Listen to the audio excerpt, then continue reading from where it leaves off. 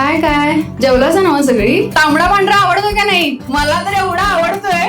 तांबडा रस्सा पिल्याशिवाय मला अशी अंगात तरतरी आल्याने वाटतच नाही. लय भारी वाटतंय मला. सर्वप्रथम कोल्हापूर माझा जन्म झाला. मी आजऱ्याची आहे. मृत्युंजयकार शिवाजीराव सावंत माझे आजोबा आहेत, ज्यांची तुम्ही छावा फिल्म बघितली ते माझे आजोबा. नुकतीच मी झी मराठीवरची पारू मालिका केली. खूप काही दिलंय दामिनीने मला. प्रचंड ओळख दिली, प्रचंड प्रसिद्धी दिली आणि आता मला लोक दामिनी म्हणूनच जवळजवळ हाक मारतात.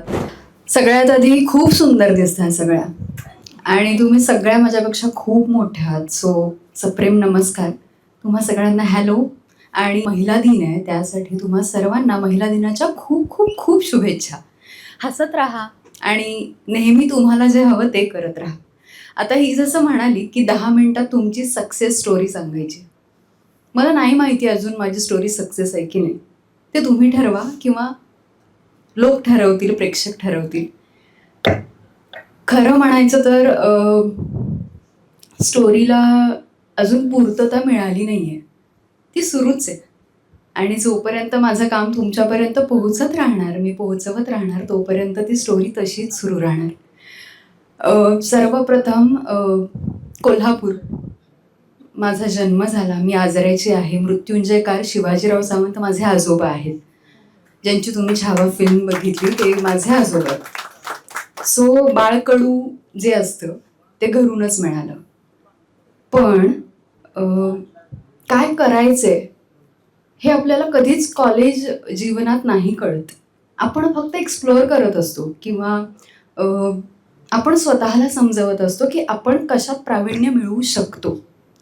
सो मी खूप काही गोष्टी करायचे, खूप म्हणजे खूप. शाळेत असताना मी वक्तृत्व स्पर्धा करायचे. मी प्रत्येक कॉम्पिटिशनमध्ये भाग घ्यायचे, रांगोळी स्पर्धेपासून ते एक्सेट्रा एक्सेट्रा एक्सेट्रा. मी अभ्यासातही तितकीच हुशार होते. मी तुम्हाला पटणार नाही पण फॉरेस्ट डिपार्टमेंटला माझी आई आहे फॉरेस्टर, तर मी फॉरेस्टची परीक्षा सुद्धा दिली.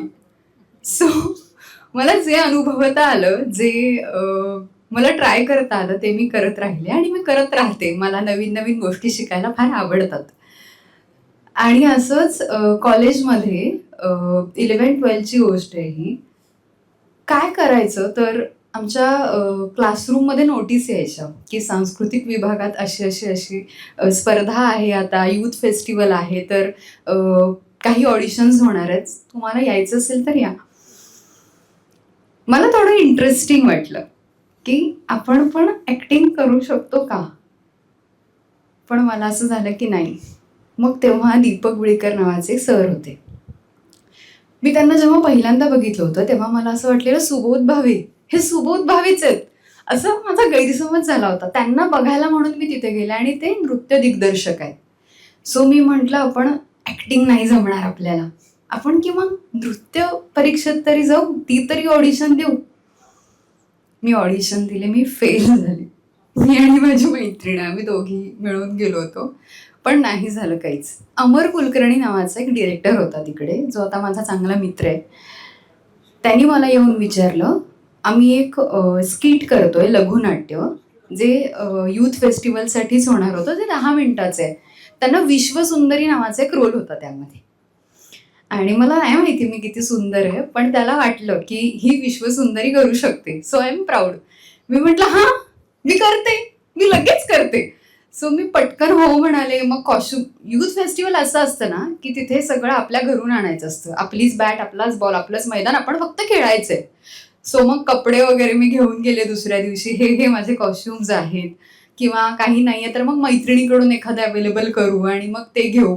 असं ते यूथ फेस्टिवल झालं. यूथ फेस्टिवल माझं पहिलं स्टेज होतं आणि मला त्या स्टेजने खूप काही शिकवलंय. शिवाजी युनिव्हर्सिटीने मला खूप काही शिकवलंय. समूहात राहून आपण एकत्र कसे छान प्रेझेंट काहीतरी करू शकतो, समूहातून आपण इंडिव्हिज्युअली कसे छान दिसू शकतो, कसं छान काहीतरी प्रेझेंट करू शकतो, हे मला यूथ फेस्टिवलने शिकवलं. त्या क्षणाला मला थोडासा कॉन्फिडन्स आला की आपण काहीतरी करू शकतो. बरं, मला त्यात डायलॉग एकही नव्हता, काहीही नव्हतं, पण मी केलं आणि मला त्याचा आनंद आहे की मी ते किमान पार पाडलं. त्यानंतर अशीच कॉलेजमध्ये असताना मी एकही क्लास कधीही बुडवला नाही आहे. जेवढे क्लास मला अटेंड करता आले तेवढे मी अटेंड केलेत. अशीच परत एक नोटीस आली की पुरुषोत्तम करंडक, जर कोणाला माहिती असेल, एकांकिका स्पर्धा, त्यासाठी ऑडिशन्स होणार आहेत. सो मला असं झालं, आता मी करू शकते. मी स्किट केलंय ना, तर मी काहीही जगात करू शकते, असा एक कॉन्फिडन्स आला होता. सो मी पुन्हा एकदा गेले, पण पहिल्या ऑडिशनमध्ये माझं काहीच झालं नाही. मग नंतर एक भिकारणीचा रोल होता, जिला 45 ते 60 सेकंद मिळणार होते, 1 मिनिट अख्ख्या स्टेजवर. मग कोणाचं सुरू होतं की कसं करणार, काय करणार, मी नाही करणार तू कर, तू नाही करणार मी करते. मग फायनली त्या रोलसाठी माझं कास्टिंग झालं. मग मी जे आपल्यात आजूबाजूला एक गोणी घेऊन त्यात सगळा कचरा गोळा करणाऱ्या बायका असतात, तो रोल मला मिळाला होता. आता मला विश्वसुंदरी, किती कॉन्ट्रॅक्टिक असतं आपलं आयुष्य. विश्वसुंदरीवरून मी डायरेक्ट भिकारी होणार होती. पण मला त्यातही काहीतरी छान करून दाखवायचं होतं की आपल्याला हा चान्स मिळाला आणि पुरुषोत्तम सारखी एकांकिका स्पर्धा आहे, तर आपण काहीतरी करू शकतो. तर मी आले, मग ऑडिशन झाली, त्यानंतर सगळं सिलेक्शन झालं. स्पर्धेचा दिवस होता. कुणालाच माहिती नव्हतं मी काय करणार आहे. मी नेहमी रन थ्रू असेल तेव्हा जे काही मिनिमल मला गोष्टी मिळतील त्या मी करून दाखवायचे आणि ते डिरेक्टरला आवडायचंही. पण ज्या दिवशी प्रयोग होता प्रबोधनचा, जो आम्ही पुरुषोत्तमच्या आधीचा प्रयोग केला, प्रबोधन करंडक, त्या प्रयोगाला मी त्या गोणीमध्ये एका पेपरमध्ये, न्यूजपेपरमध्ये केक, काही चिरमुरे, असं सगळं मिक्स डेअरी मिल्क मेल्ट करून असं सगळं टाकलं होतं. मी स्टेजवर आले, मी बसले, अगदी फटका मारून बसले होते. ती गोणी घेतली समोर, त्यातलं सगळं ते खायचं काढलं, ते अगदी अधाशाप्रमाणे उघडलं आणि मी असं खात होते. तिथे मला पहिल्यांदा टाळ्या वाजल्या आणि टाळ्या वाजण्याचं सुख काय असतं ते मला त्या दिवशी समजलं आणि म्हणून मी आज इथे आहे. आणि त्या 40-45 सेकंदांपासून 60 सेकंदांपर्यंतच्या रोलसाठी, त्या कॅरेक्टरसाठी मला सर्वोत्कृष्ट अभिनेत्री अवॉर्ड मिळालं आणि तिथून माझी खरी जर्नी सुरू झाली. मला नव्हतं वाटलं कधीच की मी सिरियल म्हणजे मालिकांसाठी प्रयत्न करेन, कारण मला हार्डकोर थिएटरच करायचं होतं. मला वाटत होतं थिएटरमध्ये आपण एक कलाकृती जगतो. सो पहिल्यांदा विचार करताना आपण तितके विचारांनी किंवा काय म्हणूयात, आपल्या वाचनाने तितके प्रगल्भ झालेलो नसतो, आपल्याला माहिती नसतं, आपण फक्त आपलं एक स्टेटमेंट देऊन टाकतो. पण आता माझा विचार हा आहे की प्रत्येक कलाकारांनी प्रत्येक प्लॅटफॉर्मला काम केलं पाहिजे. आणि मी हे प्रत्येकाला सांगते की तुम्ही थिएटर करताना तुम्ही कधीतरी मालिकाही करा, तुम्ही कधी कधी ॲड्सही करा, तुम्ही कधी कधी फिल्म करा, कारण प्रत्येकाचं ॲटमॉस्फिअर फार वेगळं आहे आणि तिथून खूप गोष्टी शिकायला मिळतात. म्हणजे मालिकांमध्ये आपली एक फॅमिली तयार होते. आपण 2 वर्ष, 3 वर्ष, 5 वर्ष जेव्हा एक मालिका करतो, त्यात काम करतो, तेव्हा आपले को आर्टिस्ट आपली फॅमिली होते. आपण त्या चमूसोबत आपण जखडले जातो, आपण आपण एकत्र राहायचा प्रयत्न करतो. कितीही मतभेद असले तरी आपल्या घरी नसतात का? असतातच ना. पण आपण तरी त्यांना सोडून देतो का? नाही. तसंच मालिकांमध्ये कुटुंब तयार होतं आणि आपण बाहेरच्या विश्वात जगताना त्या कुटुंबाची इतकी सवय झालेली असते. कारण मी आता कोल्हापूर सोडून जवळ-जवळ 10 वर्ष झाली. मी मुंबईत राहते. माझा पहिला दिवस मुंबईतला काय होता हे जर तुम्ही ऐकलत तर तुम्ही हसला असता. मला माहिती नव्हतं कुठे जायचंय, काय करायचंय. मला अचानक एका मालिकेसाठी विचारलं, तुझ्या रूपाचं चांदणं, आणि मी हो म्हणाले डायरेक्ट. हा मला करायचंय. आणि सेट होता मड आयलंडला. मग मी रेंटनी घर बघायला सुरू केली. मी शेअरिंगमध्ये शोधत होते घर, पण ते काही झालं नाही. मग मी अंधेरीत राहायला गेले. रेंट अव्वाच्या सव्वा ₹25,000 तेव्हा रेंट होतं. सो मला स्ट्रगलही करायचं होता, मला पैसेही मिळवायचे होते आणि मला छान कामही करायचं होतं. या सगळ्यासाठी माझ्या फॅमिलीनी अत्यंत मदत केली आहे मला.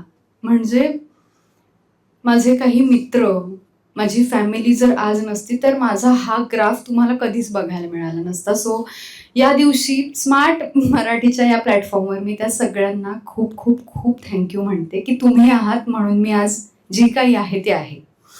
कारण ना, आपण जसं तुम्हीही म्हणालात की आपला काहीही प्रवास असू दे, 2 दिवसांचा असू दे किंवा वर्षानुवर्ष चालणारा असू दे, त्या प्रवासात आपल्यावर विश्वास ठेवणारी माणसं आपल्या आजूबाजूला लागतात, तर आपण स्वतःवर विश्वास ठेवू शकतो. आणि माझ्या फॅमिलीनी तो विश्वास ठेवला. म्हणजे आजही त्यांना माहिती आहे की असं एकही दिवस होणार नाही की ही काहीच नाही करणार किंवा हिच्याकडून काहीच होणार नाही. आणि तो कॉन्फिडन्स मला तुमच्या सगळ्या प्रेक्षकांनी, माझ्या फॅमिलीनी, माझ्या मित्रमैत्रिणींनी दिलाय. आणि हा प्रवास असाच सुरू आहे. नुकतीच मी झी मराठीवरची पारू मालिका केली. त्यातलं दामिनी किर्लोस्कर हे पात्र तुम्ही सगळ्यांनी बघितलं असेल, अनुभवलं असेल. खूप काही दिलंय दामिनीने मला. प्रचंड ओळख दिली, प्रचंड प्रसिद्धी दिली आणि आता मला लोक दामिनी म्हणूनच जवळजवळ हाक मारतात. सो यासाठी मी खरंच ऋणी आहे सगळ्या प्रेक्षकांची, आमच्या डिरेक्टर्सची, प्रोड्युसर्सची, सगळ्यांची, झी मराठी वाहिनीची, की असा काही म्हणजे असा रोल करणं पण फार गरजेचं असतं. एखाद्या आर्टिस्टला पुढं घेऊन जाणारा असतो. कारण प्रत्येक मालिकेमध्ये नॉर्मल कॅरेक्टर्स असतात, पण दामिनी हे असं कॅरेक्टर होतं जे डायरेक्ट प्रेक्षकांशी बोलायचे. जेव्हा कॅमेरा माझ्या समोर यायचा आणि मी माझ्या मनातल्या गोष्टी बोलायचे, तेव्हा मला कमेंट्स यायच्या त्या व्हिडिओवर, त्या सीनवर, की आमच्या मनात हेच होतं, तेच तुम्ही बोलला. सो प्रेक्षकांमुळे मला फार एनर्जी मिळते आणि काम करायची संधी मिळते परत परत. So thank you so much. ही माझी जर्नी आहे आणि अजूनही ती सुरू आहे. मी म्हटलं जसं मी जेवढे वर्ष काम करत राहणार तेवढे वर्ष ती सुरू राहील. फक्त तुमची सोबत अशीच राहू द्या. आणि smart Marathi, Bhagyashree, thank you so much मला इतका सुंदर प्लॅटफॉर्म उपलब्ध करून दिला. आणि तुम्हा सर्वांचे पण मनपूर्वक आभार की माझी ही छोटीशी स्टोरी तुम्ही शांत ऐकून घेतली. थँक्यू.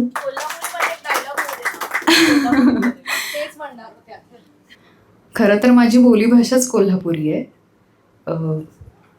काय काय जेवलाच ना सगळी? तांबडा पांढरा आवडतोय का नाही? मला तर एवढा आवडतोय. तांबडा रस्सा पिल्याशिवाय मला अशी अंगात तरतरी आल्याने वाटतच नाही. लय भारी वाटते मला.